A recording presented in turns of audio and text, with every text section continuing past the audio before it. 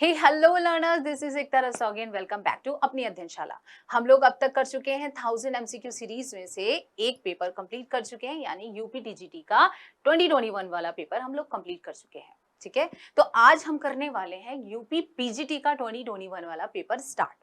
तो आप लोगों ने अगर वो पेपर नहीं देखा है ना, तो उसको भी देखिए जाकर, डिस्क्रिप्शन में लिंक है। ओके, और एक और चीज, आप लोग सब्सक्राइब कीजिए, लाइक कीजिए, शेयर कीजिए सेशन को अगर आपको पसंद आता है तो। ठीक है, पसंद आए तो चलिए। फर्स्ट क्वेश्चन है आपका, surcharge of 10% is payable by an individual where his her total income exceeds to। एक व्यक्ति द्वारा 10% का अधिभार देय है जहां उसकी कुल आय अधिक है। देखिए, सरचार्ज क्या होता है? सरचार्ज होता है आपका टैक्स के भी ऊपर टैक्स, यानी कि एक्स्ट्रा बर्डन ऑफ टैक्स। समझ रहे हैं आप? उसमें क्या होता है, जो गवर्नमेंट है वो नेचुरल डिजास्टर जहां हो जाता है ना, उन लोगों के लिए उसके लिए यूज कर लेते हैं रीडेवलपमेंट के लिए।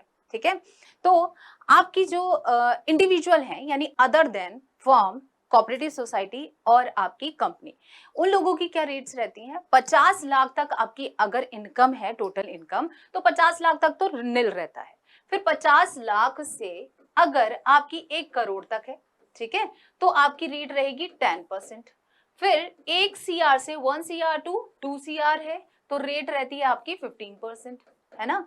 और 2 CR से अगर रहती है 5 CR, तो रहती है रेट आपकी 25%।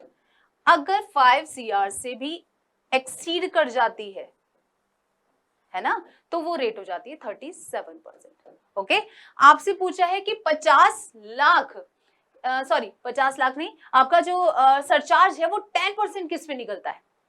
तो वो रहता है आपका आपका ये रहा, 50 लाख से 1 करोड़ तक का 10% रहता है। तो ये 50 लाख आ जाएगा आपका आंसर। 1 करोड़ आंसर नहीं होगा, वो अपर लिमिट है, जो लोअर लिमिट है वो 50 लाख है। ठीक है, तो right answer is 50 lakh. Next पे चले, चलिए। An inquiry regarding the value, ownership, title, existence and possession of an asset is called. किसी संपत्ति के मूल्य, स्वामित्व, स्वत्व, अस्तित्व व कब्जे के संबंध में जांच कहलाती है। क्या कहलाती है आपकी? कहलाती है सत्यापन, यानी वेरिफिकेशन। क्या होता है? किसी भी संपत्ति के ओनरशिप के, टाइटल की या एग्जिस्टेंस या पोजीशन की जो हम जांच करते हैं, उसका क्या करते हैं हम? सीधे सीधे उसका वेरिफिकेशन किया जाता है, चेक किया जाता है कि है उसी ओनर की है या नहीं है, तो सत्यापन किया जाता है। राइट आंसर इज सत्यापन। नेक्स्ट है, goods sold to a customer on sale on approval. Okay, sale on approval basis is recorded as. देखिए, सेल ऑन अप्रूवल पे जो सेल की जाती है, उसको सेल तब तक कंसीडर नहीं करते जब तक आपको सेल का अप्रूवल नहीं मिल जाता। इसीलिए आप क्या करते हो, सेल्स में से इसको, सेल्स में से, ठीक है, लेस कर देते हो। किस रेट पर? सेलिंग प्राइस पर। ओके, सेल्स में से तो लेस कर दोगे सेलिंग प्राइस पर। फिर क्लोजिंग स्टॉक जो होता है ना आपका, क्लोजिंग स्टॉक, उसमें आप इसको ऐड कर देते हो। किस रेट पर भला? कॉस्ट प्राइस पर, है ना, क्योंकि सेल तो आप सेलिंग प्राइस पे करते हो, उसी पे रिकॉर्ड किया होगा। तो सेलिंग प्राइस पे तो लेस कर दोगे सेल्स में से, क्लोजिंग स्टॉक में ऐड कर देते हो क्रॉस प्राइस पर। ऐसे ही बैलेंस शीट में आप क्या करते हो? बैलेंस शीट में भी आपके क्लोजिंग स्टॉक में वापस वही करेंगे, ऐड कर देंगे कॉस्ट प्राइस पर, और आपके डेटर्स जो होते हैं ना, डेटर्स में से लेस कर देंगे आपके सेलिंग प्राइस पर। क्यों करते हैं ऐसा? क्योंकि जो सेल्स है वो आपके डेटर्स उससे रिलेटेड है ना, तो डेटर्स में यहाँ पर भी लेस हो जाएगा और सेल्स में भी लेस हो रहा है। ठीक है, तो ये चीज यहाँ पर की जाती है। इसका मतलब है कि क्लोजिंग स्टॉक में आप उसको ऐड कर देते हो। तो इसका पढ़ते हैं कि कैश सेल्स होती है, नकद विक्रय के रूप में उसको लिया जाता है, क्रेडिट सेल्स के रूप में लिया जाता है। देखो भाई, कैश तो होती ही नहीं है ना, क्रेडिट सेल्स भी नहीं मान रहे, जब सेल्स ही नहीं मान रहे तो क्रेडिट सेल्स क्या मानेंगे। फिर डेटर्स भी नहीं है, क्योंकि डेटर्स में से भी हम लेस कर रहे हैं उसको। क्लोजिंग स्टॉक है, क्योंकि अंतिम रहती में हम उसको ऐड कर लेते हैं। Right answer is closing stock. ठीक है, next. On the admission of a new partner, if the partners decide to record changes occurred in the value of assets and liability in the books but not in accounts, then the firm prepares। देखिए, जब किसी partner को admission दिया जाता है, सारे partner सोचते हैं कि अब रिवैल्यूएशन करना चाहिए एसेट्स का और लायबिलिटीज का, बट वो ये नहीं चाहते कि अकाउंट्स में दिखाएं उनको, बुक्स में दिखाना चाहते हैं बट अकाउंट्स में नहीं दिखाना चाहते, तो वो क्या करते हैं, एक अकाउंट बनाते हैं आपका memorandum revaluation account. Revaluation account नहीं बनाते वो क्या करते हैं, मेमोरेंडम रिवैल्यूएशन अकाउंट यानी अनुस्मारक पुनर्मूल्यांकन खाता बनाते हैं, राइट। तो right answer is D. Next पे चलते हैं। Z theory of motivation was propounded by, अभिप्रेरण का Z सिद्धांत प्रतिपादित किया गया था किसके द्वारा, F.W. टेलर के द्वारा, किथ डेविस के द्वारा, पीटर ड्रकर के द्वारा या L.F. उर्विक के द्वारा। देखिए आप जो ये Z थ्योरी समझ रहे हैं ना, ये वो वाली Z थ्योरी नहीं है, मतलब विलियम आउची वाली नहीं है, ये है आपकी L.F. उर्विक, यानी आपके L.F. उर्विक, इनका नाम है Lyndall F. Urwick. Okay, next पे चलते हैं। If prime cost is 20,000, factory overheads are 25% of prime cost and office overheads are 80% of factory overheads, then the office cost would be. यदि मूल लागत जो है 20,000 है, कारखाना उपरिव्यय मूल लागत का 25% है और कार्यालय उपरिव्यय कारखाना उपरिव्यय का 80% है, तो इसको देखिए ऐसे कैलकुलेट करते हैं। देखिए प्राइम कॉस्ट जो है आपकी कितनी है, प्राइम कॉस्ट आपकी है 20,000, ठीक है। फिर उसने कहा है कि फैक्ट्री ओवरहेड्स जो है 25% है, factory overheads 25% on prime cost, कितना हुआ, इसका 25% निकाल लीजिए, 25 दूनी 50, यानी ये आ गए 5,000, राइट। ओके, फिर इसके बाद उन्होंने बोला है कि office overheads are 80% of factory overheads, यानी फैक्ट्री ओवरहेड्स 5,000 हमारे निकल के हैं, उसका 80% निकालना है। ऑफिस ओवरहेड आपके निकलेंगे 80% ऑफ कितना, किसका, ऑफ फैक्ट्री ओवरहेड का। निकाल लेते हैं, 5 × 40, ये हो गया 4,000, राइट। अब इसको जोड़ लीजिए, ये टोटल कितनी बैठ जाती है आपकी, 29,000 बैठ जाता है आपका कौन सा, ऑफिस कॉस्ट। ये सारी टोटल सब जोड़कर आपकी आ जाती है ऑफिस कॉस्ट, राइट। तो राइट आंसर इज 29, ये सी है और ये बी है, ठीक है। Right answer is 29,000। नेक्स्ट पे चलते हैं। Income from business commenced on 1st March 2018 will be assessed in the assessment year. 1 मार्च 2018 को प्रारंभ किए गए व्यापार की आय का कर निर्धारण जिस कर निर्धारण वर्ष में होगा वह है, क्या है। देखिए 1 मार्च 2018, 1 मार्च 2018 को स्टार्ट किया है, तो ईयर एंडिंग हमारा कब होता है, 31 मार्च को होता है आपका फाइनेंशियल ईयर कंप्लीट होता है, 2018 आ जाएगा, ठीक है। यानी 1 मार्च 2018 से स्टार्ट हुआ, 31 मार्च 2018 हुआ, इसमें कोई फर्क नहीं पड़ता, चाहे 1 महीना काम किया हो आपने, 2 महीना काम किया हो, ठीक है। आपका प्रीवियस ईयर ये बन गया, ठीक है। अब जो असेसमेंट ईयर होगा जिस इसके नेक्स्ट वाला होता है, यानी कि आपका 1 अप्रैल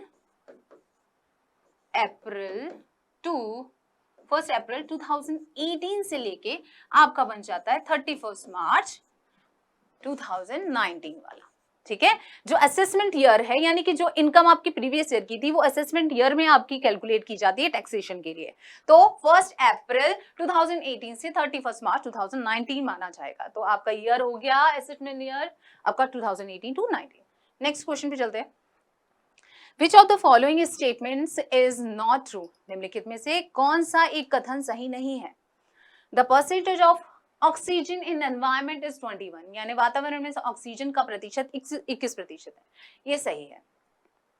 the most dominating cause of environmental pollution is use of chemical in agriculture, ये बात सही है कि एग्रीकल्चर में केमिकल्स का यूज करने से हार्म पहुंचता है, वो एक पोल्यूशन है, बट वो मोस्ट डोमिनेटिंग नहीं है। मोस्ट डोमिनेटिंग हमने पढ़ा है इंडस्ट्रियलाइजेशन होता है, इसलिए ये वाला पॉइंट आपका अभी सही नहीं है। आगे पढ़ते हैं। The environmental protection act was passed in 1986, बिल्कुल सही बात है ये, ठीक। Green fuel scheme aims at reducing air pollution by lead less petrol. देखिए ये जो फार्मर्स के लिए चलाई गई है, जिसमें कि इस स्कीम में आपको जो फार्मर्स होते हैं उनको फाइनेंशियल असिस्टेंस दिया जाता है, और जो कंप्रेस्ड बायोगैस होती है ना उसके लिए बनाया गया, जिससे कि पोल्यूशन कम हो। ठीक है, अब तो राइट आंसर आपका निकल के आया बी वाला, है ना, जो आपका मोस्ट डोमिनेटिंग नहीं होता है। मोस्ट डोमिनेटिंग कौन सा है? इंडस्ट्रियलाइजेशन है। तो right answer is not true पूछा था ना हमसे, तो वो आंसर हो गया बी। नेक्स्ट पे चलते हैं। Which of the following is not a technique of business forecasting? देखिए बिजनेस फोरकास्टिंग क्या होती है? एक टूल है या टेक्निक है which is used to predict the development of business. Business का जो डेवलपमेंट है उसको बताता है, प्रिडिक्ट करता है। जैसे कि आपकी सेल्स है ना, फ्यूचर में आने वाले प्रॉफिट्स हैं, आप पहले से ही कुछ फोरकास्ट करके रखते हो चीजों के लिए, तो वो क्या है? आपका बिजनेस फोरकास्टिंग है। ठीक, इसमें आपकी बजटिंग भी आ जाती है, आप बजटिंग करते हो, बिल्कुल आती है। ठीक, प्रेजेंटेशन ऑफ फाइनेंशियल स्टेटमेंट, नहीं। क्या प्रेजेंटेशन करना फाइनेंशियल स्टेटमेंट का आपका फोरकास्टिंग है? नहीं। आपका डिटर्मिनेशन ऑफ कॉस्ट स्टैंडर्ड्स, बिल्कुल स्टैंडर्ड्स बनाते हो आप, उसको चेक करते हो, फिर एस्टिमेटेड यानी आपका जो फाइनल रिजल्ट आया उससे मैच हो रहा है नहीं हो रहा है, तो फोरकास्टिंग में ये भी आता है। प्रॉफिट प्लानिंग बिल्कुल करते हैं आप। तो राइट आंसर क्या हो जाएगा यहाँ? प्रेजेंटेशन ऑफ फाइनेंशियल स्टेटमेंट्स, कि वित्तीय विवरणों को प्रस्तुत करना आपका क्या नहीं है? व्यवसाय पूर्वानुमान की तकनीक नहीं है। नेक्स्ट पर चलते हैं। Which of the following function of management is concerned with means and ends? निम्नलिखित में से कौन सा प्रबंधकीय कार्य साधन और परिणाम से संबंधित है? देखिए जो आपके प्रबंध के फंक्शंस है ना, यानी कि आपके मैनेजमेंट के जो फंक्शंस हैं, वो आपका जैसे प्लानिंग है, वो आपका रिसोर्सेज यानी मींस, और आपके एंड यानी रिजल्ट्स से, दोनों से रिलेटेड होता है।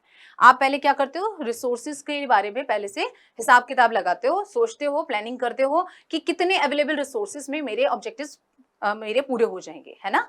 तो उस हिसाब से आप रिजल्ट के बारे में भी पहले से सोच के चल रहे हो। प्लानिंग दोनों पे काम करता है। रिजल्ट अगर उसकी स्टैंडर्ड से नहीं मैच करता है तब वो आपको दोबारा से उस प्रोसेस को दोबारा करना पड़ता है। इसीलिए प्लानिंग को क्या बोला जाता है? प्लानिंग वो होता है हमारा कंटिन्यूअस प्रोसेस कहा जाता है। प्लानिंग हमेशा चलती रहती है, कभी खत्म नहीं होती। तो प्लानिंग यहाँ पर राइट आंसर होगा, concern with means and ends. ठीक है, परिणामों से भी और उसके साधनों से भी संबंधित होती है। Highest in first out HIFO method of issue of material is useful when, यानी अधिकतम आना पहले जाना सामग्री निर्गमन की पद्धति उपयोगी होती है जबकि देखिए जो HIFO है ना, वो क्या है आपका एक तरीके से हाईएस्ट प्राइस को यूज करना है। मटेरियल को इशू करते समय हाईएस्ट प्राइस को यूज करना, और हम ये तब करते हैं जब आपके प्राइसेस बहुत फ्लक्चुएट हो रहे हैं। ठीक है, तो फ्लक्चुएट जब हो रहे हैं यानी prices of material is fluctuating, जब फ्लक्चुएट कर रहे हैं तब आप हाईएस्ट प्राइस पे उसको इशू करना चाहोगे, है ना। तो सबसे पहले आप हाईएस्ट पे उसको इशू कर देते हो। This is the method of, जब तब यूज होता है जब आपका प्राइसेस ऑफ फ्लक्चुएट होते हैं। ठीक है, right answer is C. 12th question है, according to Malthusian theory of population, Malthus के जनसंख्या सिद्धांत के अनुसार आपका क्या क्या पॉइंट्स सही होते हैं वो बताने हैं। देखिए पॉपुलेशन इंक्रीजेस अर्थमेटिकली, पहली लाइन ही गलत हो गई भाई। पॉपुलेशन तो आपकी ज्योमेट्रिकली बढ़ती है, राइट।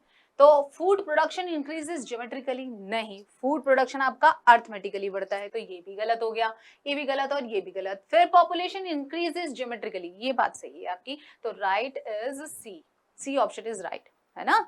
नेक्स्ट पे चलते हैं। With the help of following information, calculate provisions for bad and doubtful debts. निम्नलिखित सूचनाओं से अशोध्य संदिग्ध ऋण संचय की गणना कीजिए। देखिए डेटर एम दे रखे हैं, जिसको बोला है 3200 रुपए bad to be written off, यानी देनदार एम जो है 3200 रुपए अशोध्य हो चुके हैं और अपलिखित किए जाना है। तो अपलिखित किया जाना है यानी ऑलरेडी बैड हो गया, इसके लिए तो प्रोविजन हम नहीं करेंगे, है ना। फिर नेक्स्ट है डेटर एन 8000 के एक्सपेक्टेड टू रियलाइज ओनली 70%, यानी देनदार एन के 8000 जिसमें केवल 70% वसूल होगा, 30% नहीं होगा, तो इसका 30% हम निकाल लेंगे, 8 या 24, तो ये 2400 आ गए। ये किसके थे? डेटर एन के थे भाई। ठीक, फिर इसके बाद बोला है इन्होंने डेटर है एक और, डेटर है आपके, क्या नाम है इनका? डेटर MNO है, ठीक है। डेटर ओ जो है जिनके 6000 एक्सपेक्टेड टू रियलाइज ओनली 60%, यानी उसमें से 60% आपके रियलाइज हो जाएंगे, 40% नहीं होंगे, तो डाउटफुल जो है उनके लिए हम प्रोविजन करते हैं। तो 6 24 2400 अगेन आ गए हमारे किनके, ओजी के। ठीक, फिर इसके बाद डेटर पी, उसके लिए बोला है कि 4000 फाइनेंशियल कंडीशन वेरी पुअर है इनकी, नो रिकवरी इज लाइकली, यानी कि देनदार पी जो है उसको स्थिति खराब होने की वजह से वसूली की उम्मीद बिल्कुल भी नहीं है। तो 4000 ये पूरे पूरे उसके हम मान लेंगे कि एक तरीके से डाउटफुल है। तो ये पी थे, है ना। तो टोटल कर लो अब जरा इनका कितना हो जाएगा भाई, 8800 हो जाएगा।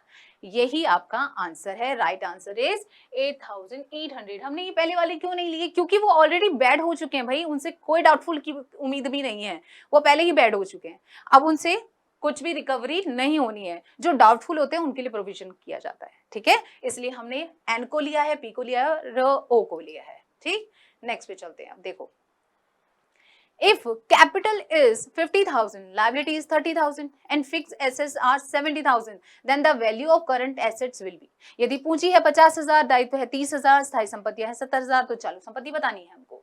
तो देखिए पहले लिखते हैं कैपिटल, क्या लिखते हैं हम, कैपिटल प्लस लाइबिलिटी, है ना।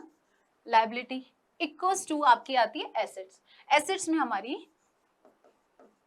इक्विटी आती है आपकी एसेट्स। एसेट्स में हमारी दो टाइप की हो गई, एक तो होती है फिक्स्ड एसेट्स और प्लस हो जाती है करंट एसेट्स, राइट।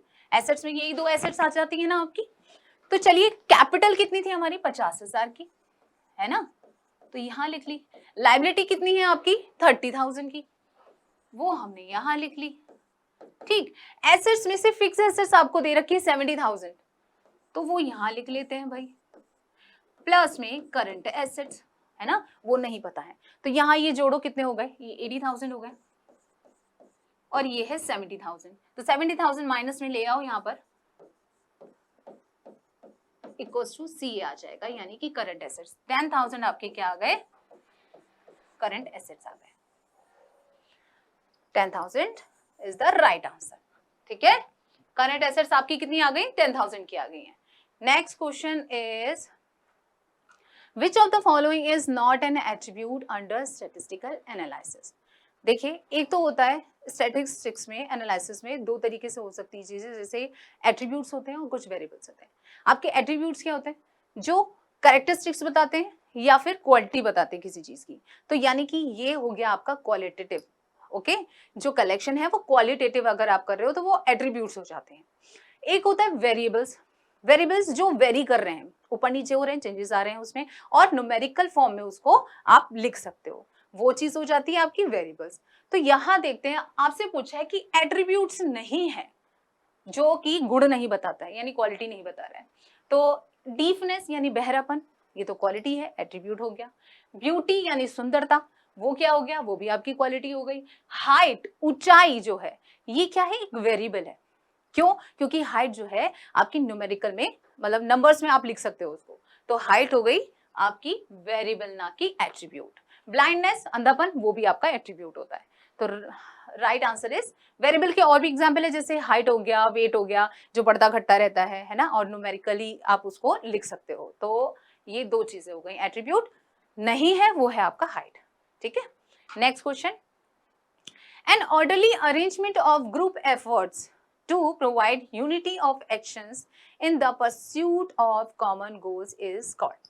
किसी सामान्य उद्देश्य की पूर्ति के लिए की जाने वाली विभिन्न क्रियाओं में सामंजस्य स्थापित करने तथा तालमेल बनाए रखने के उद्देश्य से सामूहिक प्रयत्नों में व्यवस्था करने को ही कहा जाता है। क्या कहा जाता है भाई, according to Mooney and Reiley.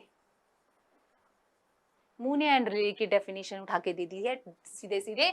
Mooney and Reiley के अकॉर्डिंग आपका coordination is an orderly arrangement of group efforts to provide unity of action in the pursuit of common goals, ठीक है। ये पूरी आपकी किस चीज की है, मूने रिले ने दी है आपकी डेफिनेशन कोऑर्डिनेशन की, ठीक है। कोऑर्डिनेशन, और आपने लास्ट जो पेपर हमने डिस्कस किया था उसमें भी हमने पढ़ा था कि आपके से पूछे गए थे कि कोऑर्डिनेशन के एलिमेंट्स क्या होते हैं, तो एलिमेंट्स में हमने पढ़ा था ना, देखिए आपके ये सामंजस्य भी आ गया था, राइट, और सामूहिक प्रयत्न भी आया था ऑप्शन में, है ना, उससे भी देखकर आप समझ सकते थे कि coordination is the right answer. Okay, next question पे चलते हैं। The cost accounting method is compute basic cost of products or a service is।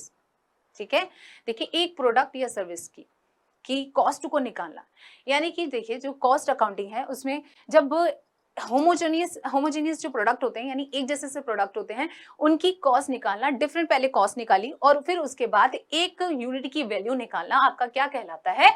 Unit costing कहलाता है।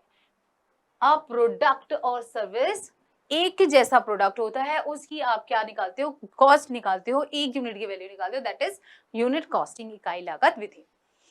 Next question, in case of 3 attributes the total number of classes will be. 3 गुणों के संबंध में वर्गों की कुल संख्या होगी। देखिए जो नंबर ऑफ क्लासेस है ना, डिपेंड करती है आपके एट्रीब्यूट्स पर, है ना, कितने एट्रीब्यूट्स हैं। मान लिया एक एट्रीब्यूट है ना, एक एट्रीब्यूट है, उसके लिए आपका क्लासेस हो जाती है, नंबर ऑफ क्लासेस 3 की पावर 1, यानी कि कितना हो गया? 3 1 3। ओके, 3 हो गई। अब 2 अगर एट्रीब्यूट्स हैं तो उसके लिए हो जाएगा 3 की पावर 2, यानी कि 3 3 9, 9 हो गया, राइट। अब इसके बाद अगर 3 एट्रीब्यूट हैं तो क्या हो जाएगा भाई? 3 की पावर 3 कर दो, तो यहाँ हो जाएगा 3, ये हो जाएगा 27। ठीक है, ये हो जाएगा 27। तो राइट आंसर इज 27, क्योंकि हमसे पूछा था 3 एट्रीब्यूट्स के लिए टोटल नंबर ऑफ क्लासेस कितनी हो जाएंगी? टोटल नंबर ऑफ क्लासेस हो जाएंगी आपकी 27।